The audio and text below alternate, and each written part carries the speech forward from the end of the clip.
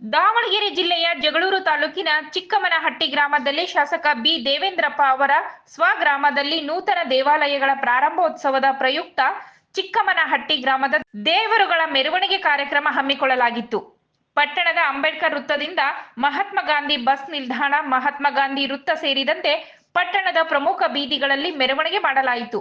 ಇನ್ನು ಮೆರವಣಿಗೆಯಲ್ಲಿ ಶಾಸಕ ಬಿ ದೇವೇಂದ್ರಪ್ಪರವರು ಭಾಗವಹಿಸಿ ದೇವರ ಆಶೀರ್ವಾದ ಪಡೆದು ನಂತರ ಗ್ರಾಮಸ್ಥರೊಂದಿಗೆ ಸಂತಸದಿಂದ ಕುಣಿದು ಕುಪ್ಪಳಿಸಿದರು.